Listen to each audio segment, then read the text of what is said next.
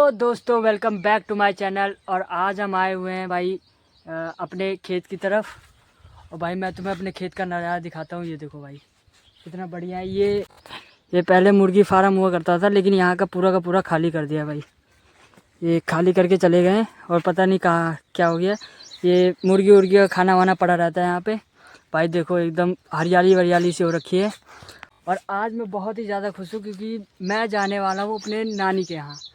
क्योंकि आज चाचा चले जाएंगे तो यहाँ पे मतलब कोई रहेगा नहीं, तो वहाँ पे जाऊँगा तो वहाँ पे मेरा मामा है वो रहेगा। तो इसलिए यहाँ से चाचा चले जाएंगे, वहाँ जाऊँगा तो मामा मामा रहेंगे। फिर उसके 2 दिन बाद तो मुझे जाना ही है। तो ये हुआ कि मतलब मैं रुकने वाला था 1 महीने के आसपास।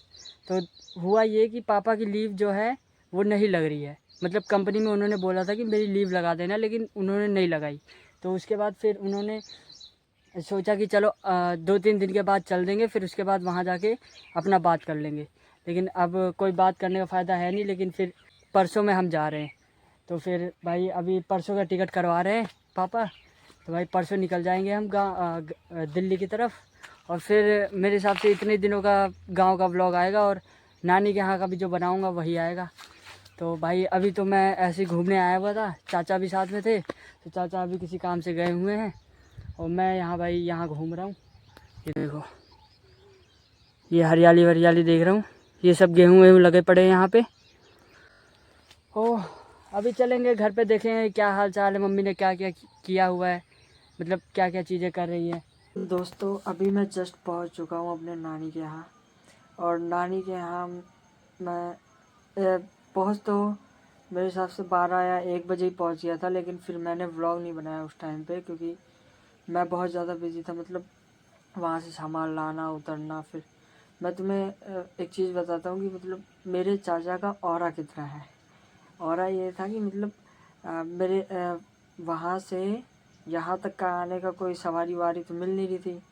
तो पापा ने चाचा को कहा कि कोई सवारी का इंतज़ाम करवा। तो चाचा ने क्या किया, चाचा ने 2-3 जगह पूछा, जैसे बैटरी रिक्शा होती है उसका पूछा, लेकिन वो मिला नहीं। तो वो सारे मतलब कहीं गए हुए थे।